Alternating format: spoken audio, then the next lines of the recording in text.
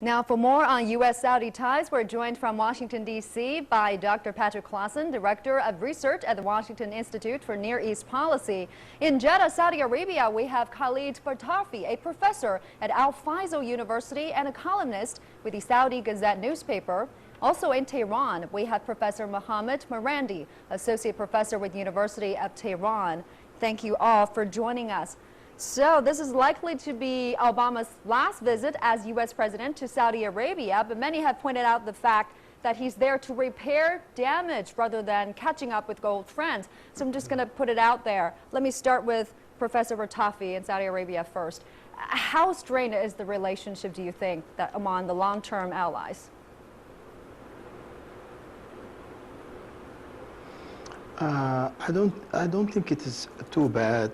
To the extent that they can't provide what we need, because in the past we need them to provide us with security. Now we can take in our own hands our own security, and we have Arab and Islamic alliances to support us further. All we need from the Americans is just to honor their agreements with us regarding the delivery of weapons and their role in protecting the shipping lines in the Gulf and elsewhere. All right. Other than that, thank you very much. They did well in the past, and now we can take our own responsibility in our own shoulders. Let me put that question to Dr. Claassen, who's joining us from Washington, D.C. Do you agree with what's being said there, Doctor? That, you know, Professor Bartafi just mentioned that the relationship between Washington and Riyadh isn't that bad. Is that your assessment as well? Both U.S. President Obama and Saudi King Salman seem comfortable with a more distant relationship than what existed in the period from 1990 to 2010. That 20-year period was really a period that's an exception in the 70-year history of U.S.-Saudi relations, in that for those 20 years the two sides worked together much more closely than they have at other times. The norm in the U.S.-Saudi relationship over the last 70 years has been cooperation on some issues, disagreement on others, general strategic common perspective, but not the kind of close cooperation that we saw, especially in the 1990s. And we seem to be returning to that more distant relationship that prevailed over much of the last 70 years. I mean, there are a number of issues that Obama and King Salman don't see eye to eye. Let me ask Professor Marandi to jump in here. You are joining us from Tehran. You're observing this meeting at a distance, but Iran is one of the factors, if not the biggest factor, that's causing tension among Washington and Riyadh. So what's your assessment of U.S. position on Iran and Saudi Arabia, the two major powerhouses in the region?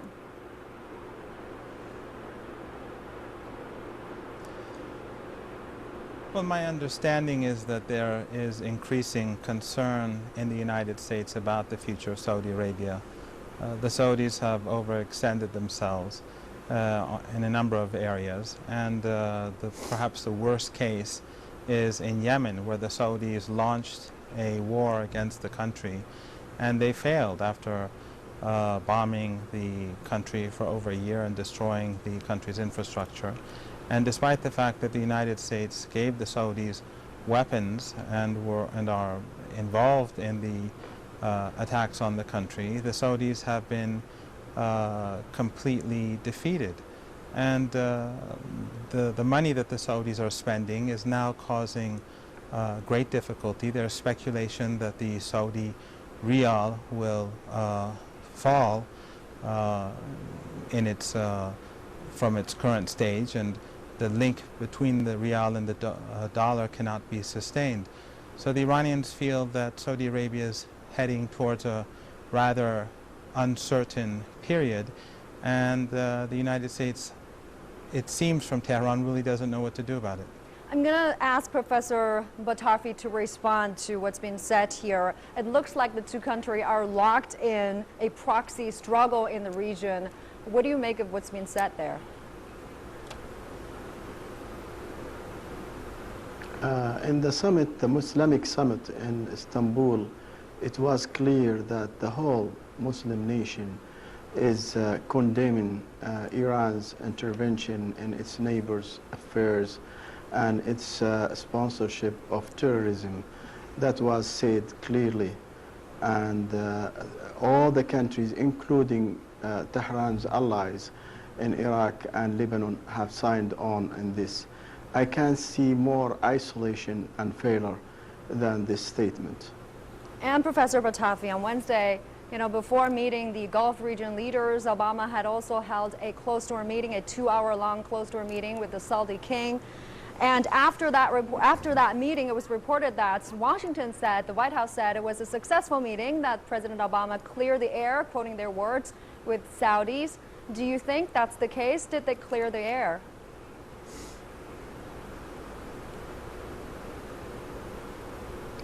The question for me? Yes, Professor Batafi. Yes. Well, if it is about the U.S. policies towards Saudi Arabia, we have no problem. I mean, the Saudi-American relation never been better in commercial, in military, in science and technology, in transfer of knowledge. Everything is fine. It's just we disagreed on certain issues like how to remove Bashar al-Assad, how to respond to the agents of terror of Tehran in Lebanon, Hezbollah, and in the militias in Al-Hashd al-Sha'bi and the others, and in Iraq, Ansarullah in Yemen. How to respond to this terrorism sponsorship of Iran, of Arab agents in our midst. That's what we are disagreeing about to an extent, but the goals, the principles are all agreed on. It's just how to deal with them is maybe need more discussion, and I believe they did discuss that today and last night. Well, according to officials, the two leaders talk about Syria, Lebanon, and Iraq. And Dr. Claassen in Washington, D.C., in that closed-door meeting, it's also reported that President Obama reiterated his stance that Saudi Arabia and other Persian Gulf nations needed to rely less on Washington for security, according to officials. Why does the United States want this? I mean, what will it mean to the region? Well, President Obama in particular is interested in seeing the United States reduce its security presence in the Persian Gulf and instead pivot to Asia, the phrase that he likes to use. That's going to be a difficult task because the Persian Gulf remains a very unstable region. Iran continues to provide arms, contrary to Security Council resolutions, to the Houthi rebels in Yemen. Iran continues to provide arms, again, contrary to Security Council resolutions, to the government in Syria. And Iranian-provided arms have been found in several of the Gulf monarchies.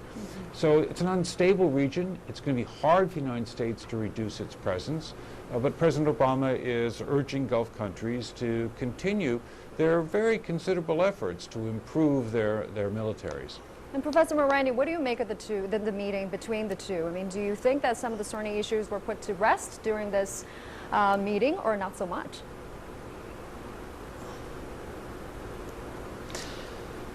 Well, to be blunt, it really doesn't make too much of a difference. The United States is stuck in a very bad marriage with the Saudi regime. Saudi Arabia exports Wahhabism and the extremism that we're seeing across the board in Asia and in Africa, as well as the terrorist attacks. They all stem from groups that follow the Wahhabi religion. German intelligence recently gave a statement to the media saying that Saudi Arabia is becoming the biggest threat to the Arab world. And the Saudis are funding extremists in Syria. In fact, 2 days ago, there were 2 suicide attacks in the north of Syria near the Turkish border. One of them was carried out by a Saudi national from Al-Qaeda, and the other from a Chinese national who is Wahhabi and affiliated to Al-Qaeda.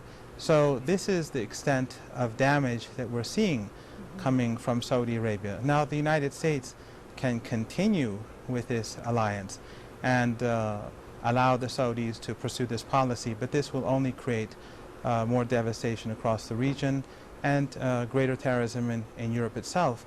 But I think ultimately the greatest concern that Iran has is that Saudi Arabia is creating a monster that it can no longer control, and ultimately extremists like Al-Qaeda and ISIL will turn against the regime itself and bring that down. The price of oil is collapsing. The Saudis are funding multiple wars. The royal family is spending a lot of money on themselves. This cannot last forever. And with the various security concerns in sight, like you just mentioned, Saudi Arabia has also been keen looking forward. I want to play this first to our viewers, showing a growing willingness to use direct force. Last year, its military spending grew to $87.2 billion US, making the country the world's third highest military spender. And last month, they opened a new arms factory, has proposed building a military base as well in Djibouti on the Horn of Africa to project power abroad. Dr. Claassen, how do you understand this growing ambition of Middle East power? Does it have the strategic stability or capability to match its new ambitions? Well, there are military bases in Djibouti now from China, from Japan, from France, from the United States, and the Saudis want to open one. Djibouti is a great deal closer to Saudi Arabia than it is to China or Japan, much less France or the United States. So that's really the Saudis' neighborhood. And the Saudis are projecting power only in their immediate neighborhood, in countries like Yemen, with which they share a long history and a long border, and in countries like Syria, which are very close to them. So the Saudis are trying to have some forward defense by countering Iran's aggressive destabilization of regional governments and by Iran's support for the brutal slaughter of innocent civilians, such as the 250,000 civilians that have died at the hands of the Assad regime. That slaughter of 250,000 civilians, which is the worst fighting that we see in the world today, is something which would not be going on if it were not for the Iranian support for the Assad. May I make a point here? Sure. Go ahead, Professor Morandi. Well, I think your guest in the United States knows quite well that almost half of the people who were killed during the Syrian military conflict were actually from the Syrian army. And the United States is the country that is illegally funding extremist organizations directly and indirectly with weapons. And it's recently been reported. Actually, that that's not something I know, because it's not true. Missiles, none of that is true. 80% of the casualties are civilians. The United States and its allies. Well, he was interrupting me, and I don't appreciate being interrupted by him. I don't appreciate being interrupted by him, and I don't appreciate you letting him tell those things. So let Professor Morandi I don't finish his appreciate point. being interrupted. I agree. I don't appreciate being interrupted. All right, May go I ahead continue? with. No, you may not. Go ahead with your point. No, I may not. Dr. Claassen. Yes, thank you for stopping that interruption. The international human rights observers, which have shown that 80% of the casualties in Syria are caused by the Assad regime and its supporters, and the Iranian regime, which has continued to defy Security Council resolutions by exporting arms to Iran, and this has been the source of the 6 million refugees who've left Syria, and has been the source of the more than 1 million people who've gone into Europe, destabilizing the entire region. So Iran likes to claim that it is somehow the victim of terrorism, when Iran is the principal source of the sectarian terrorism which is disturbing this region. And Iran continues to live in a parallel universe in which it denies the reality which is accepted by all of the Islamic countries, as your guest from Riyadh noted, and to insist that its version of reality is true, when in fact it has no support from the countries in the region or the Islamic countries for its version of what it claims is truth. All right, I want to move on to another topic and want to ask Professor Morandi this comment. May I answer? Let's move on. We have limited time. Let's move on to the next topic. I want to ask Professor Botarfi, what do you make of the comments from President Obama we just played? He caught on Saudi Arabia and its Gulf nations, a free rider on America's foreign policy. Were you surprised of, his assessment came out as this negative? That was an interview done by a journalist in the Atlantic, but it wasn't directly heard from him. Anyway, if he meant if it's true that he said that, he's totally mistaken. The storm that cleared Yemen from its agents of terror supported by Iran is a good example of that, and also the new Ra'd al-Shamal, or the northern storm, is another example of how the Muslim nation, now we have 40 countries, are coming together in unity to defend the lands of Islam, and to fight against the terrorism sponsored by Iran. By the way, the Iranians keep lying and sometimes believe their lies. They talk about Wahhabism religion. I never heard of that. We have only Islam. Okay. And we are Muslims, and if they have another version of Islam, then that's their problem. And they are talking about Saudi Arabia supporting Al-Qaeda. Just a minute. Saudi Arabia is the greatest victim of Al-Qaeda, but never ever Al-Qaeda have attacked, Al-Qaeda or Daesh have attacked Iran. All right. And Osama bin Laden, in his own writing, wrote about the collaboration with Iran. I think he's afraid of me to respond. Go ahead, Professor He's Morandi. fearful of my response, and so is your American guest, but that's fine.